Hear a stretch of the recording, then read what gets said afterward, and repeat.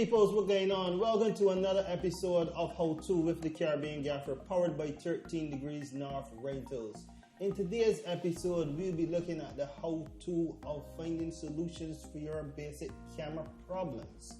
And joining me today is none other than Neal Hope of Neal Hope Films. Neal, welcome again. Thanks. What's going on? A lot going on, but it's just to simmer down and still keep your head down and keep things flowing. Work hard, push through the challenges, and always. Try to become better every single day in the community and not just for yourself. Yep. Very well said. Now, with that community spirit in mind, let me help these people understand how to get over some of the challenges that they will face when shooting in the Caribbean.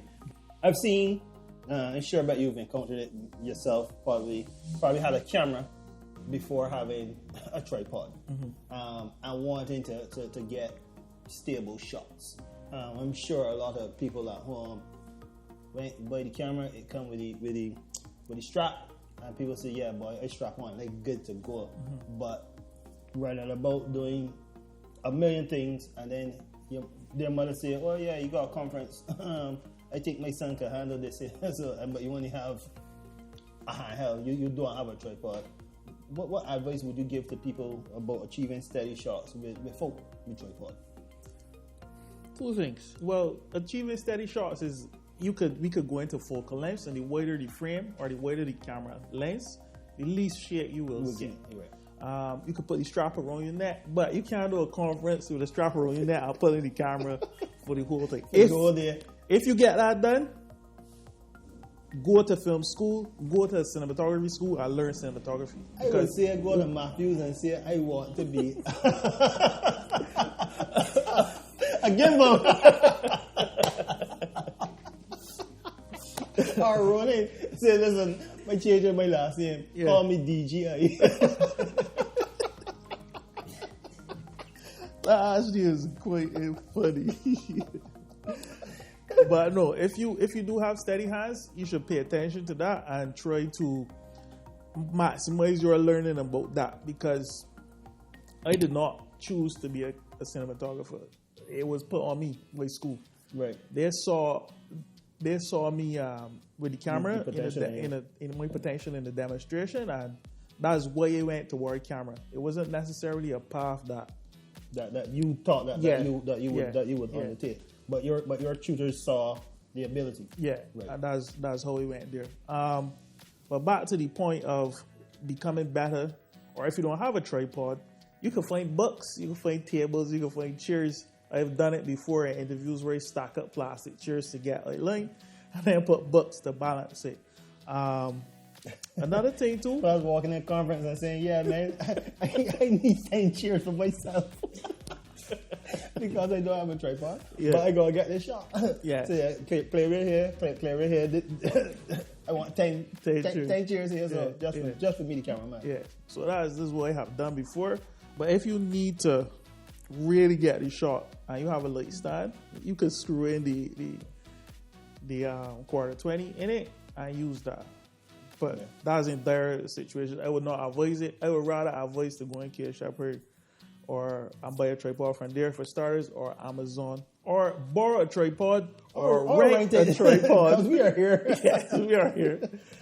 But you're just trying to get you started. But I think renting a tripod would be the best route to do it, and not put your camera in the position of failure or damage or anything, because to get back one on the island, you know how difficult it is, and we need to protect our things and do things professionally. And that's what we are here for.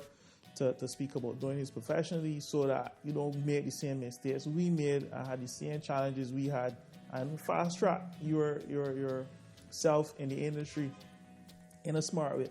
Right. And paying $1 chair. Yes. for 10 chairs. Party budget gone.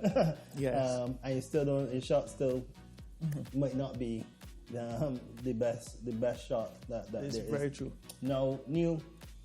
If I'm looking at balancing, not the camera on the chairs, but balancing light now on set, I'm no longer a novice and now going into to intermediate phase, and I want to be able to say, okay, I know for sure that my f-stop is going to be this, my ISO is going to be this, I need this shutter speed, I need this amount of light, blah blah blah blah. Do you have any suggestions for people looking to go that route, or know there but still not understanding exposure triangles? How would you guide them through calculations and knowing the best settings for their camera? Okay, so when it comes to settings, I would say this. The first thing to do is to get in alignment is your shutter speed. Once you get your shutter speed, if you're shooting at 24 FPS, 24 frames per second, we're going 1/50. We start in there. Don't mind if it's too bright or whatever. Then you get your ND on. You screw on your ND and you balance the image for that. So you get your settings right, and then you move into the lights. The lights inside that. Right. So bring in your key light and see what it does. And when you see what it does, you might want to compete. You might not want to compete with your background. So you might choose the right time of day where the sun isn't blasting through. Or if the sun is blasting through, get a smoke machine and use that to your advantage so you can see some light rays on the person. Don't mind if the background blurred out, but use that to motivate the light. And then probably put the key wherever the subject is sitting. One of the other things that's really important is actually understanding contrast ratios and how much light and dark you want in a scene. So if you have an interview and you're shooting like somebody from the government or somebody from a business, you don't want it too contrasty. Right. So we were more thinking beauty light. Yes. Within that yes. particular segment. Yes. Or even a sit-down interview. Yes. Like this. You get nice, we can get real contrast. Yes. Get nice lighting so everybody can see. So you can see how we talking here. You don't really got too much distractions. You can focus on us, and it's well lit. And this is what you want to do sometimes for TV shows. If you're doing moody and a movie, I'm sure Kirk will put a flag here and block off. Yeah, put some negative fill. Yes, and you will get more technical. But I would say focus on understanding what the key light does and having that as the main motivation for the audience member to be looking at the subject. Right. Now, how about if we you run into a situation where you're shooting and you start to see banding start to happen within your shots. Lines start going across your shot, or things start flickering within your shot. If it was seeing banding, if we're shooting outdoors and it was seeing banding, most of the time this is where you see banding. I would flip my set, or I would try to add more light on the subject so I could bring down the background. When you say flip your set, what do you mean? Okay, flipping my set. If it was to flip the set, I would explain it like this. If the sun is behind the subject, I would turn it 90 degrees. Right. And let the sun be side lit. Right. That's how I would do it. And then all of this background would be side lit as well, but you would get some contrast because one's shadow side, one's light side. Right. And that's how I would tackle that. Now what about flicker? So after flipping the set, let me say we indoors, and I did flip the set because the lighting could not change where I would like it to be.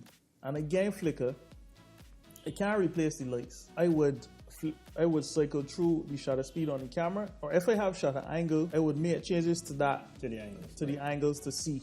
And if the camera has the ability to go into a different mode, where some cameras do, I would change to that mode to see if I can get out the flickering. Right. But that's how I would challenge it. If I could control the situation, I would change the lights. I would add more light to hide the flickering, and turn off the lights that are flickering. Right. Okay. I totally understand that, because flicker could potentially be caused by, so for example, sometimes some lights may be on a dimmer and it might be not getting enough power, so you might need to increase that as well. And obviously, as I've mentioned before in other episodes, because Barbados has a unique disposition of being a 110-50 cycle country, it could be created from that too as well. And that's something that I always like to inform DPs for the time they're landing Barbados. because they might be custom shooting at 60 and multiples of 60s. And I was like, hey, if I'm not using a generator, horsepower, you have to be mindful of the cycles that we are running on. Another thing that some people that know getting into film might be and don't understand, especially when people are now looking at shooting events at night, right? I have a camera, I want to go and cover this event, I don't have lights, and they go and then they realize, oh shoot, for me to see properly, I end up with a lot of green in my shot. And then they're like, well, I don't know what to do or how to get rid of it. What would be your advice for people that are experiencing this issue? So, for anyone experiencing the issue going to events and shooting at an event maybe dark or something, I would try to find on camera light. I use on camera light to help illuminate the area that you're pointing the camera at. I would also try to find the softest light I could find, because you don't want a light too harsh that it hits people in the eyes on it and it's like off-putting for them, and then it kills what you capture. So in a situation where you're at a party, you might want to get a box spot. Yes. You might have to look for an area that has some level of ambient lighting or environmental lighting, because most parties, people can come and put down a flood. It might not be the ideal thing to shoot a little box spot on the aim, but you could use that to your advantage. But then also you all talk about the ISO and how people might want to push the ISO too high, so then you end up with a whole lot of green in your shot, because obviously, as we know, the higher the ISO goes, the more signal. The more signal to noise. You're sending more voltage to the camera sensor by raising the ISO. Right. And if there's not enough light to analyze for the sensor to analyze, then it will become grainy, like you said. Great. That's good advice. Kirk gave real good advice here on things. So take it. So it's a matter of knowing. Once again, it comes back down to the basics of the exposure triangle. When to raise your ISO versus when to move your shutter speed versus when to increase your f-stop on your lens. Yeah. As we've suggested in other episodes, buying a prime lens is better, and if you could find one that goes down to like a 1.4 or 1.2, solid. It might work better, but also understand that when you get down to that shallow, you are going to end up with shade if you don't have a tripod, and it affects your depth of field. Yes. Other challenges that other people might have, Neal, shooting in the Caribbean. The sun is always blistering hot.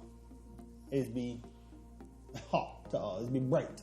And in some instances, most monitors that out there, you can't see to pull focus properly, or the little LED LCD display on the camera doesn't allow you to see properly. Yeah. How is that something that you have challenged or experienced before? Yes. So, and it's a combination of things too, as not understanding when to shoot. You're shooting at midday and you got a flip out screen, and the screen only flips this way. Right. Then you got to look like this, and the sun. So you're kind of putting yourself in a scenario there. So choosing the better time of day to see to shoot to start with one. Yeah. Also, you could get an external monitor that's roughly, let's say, about 1,000 nits brightness. He ain't talking about money. He talking about calculation. The calculation. And when they say nits, the brightness, the level of brightness on the monitor. No, don't go asking your parents like, what was nits? What currency is that? 1,000 nits. One of those monitors. If you could get it for the same price with an SDI, which is a connection, and an HDMI, do it. So you future-proof yourself when you upgrade your camera. Right. Not pushing brands, but Small HD has a monitor that I love. So Ultra Bright monitor, I think, is a monitor that everybody should invest in. And if you have the money to spend, if you don't and you need to rent it, Neal has a rental company too as well, Gear Hub. And I think that you all have that in stock. Yes. So you can always give Neal a call. If I don't have it, Neal got it. I think between the two of us, we have everything that you would need for our production. So obviously that is another a sunshade tool as well for the monitor. Yes. Also would help. But also, I would like to see when it comes to shooting in day, and you can't see anymore. You could get flags and put them over top floppies, which is solid black 4x4 frame with black material over it, and you could put that over the camera. Kirk got that. We do. We do. We have floppies for all your needs. Yes. Neal, I want to thank you for being here, for coming and sharing knowledge and showing the viewers how to, or teaching the viewers how to. But Neal, if people need to find you and to find Gear Hub, how can they do that? All right. If you need to find me, you can look for me on Instagram at nealhope.films, NEALHOPE.films. Everybody spell my name with an I. And you can find Gear Hub at Gear Hub Pro or gearhub.pro on Instagram as well. Right. And my website is nealhope.com. Right. And that's how you will reach my good friend here, Neal. We are all things 13 degrees north rentals, 13 degrees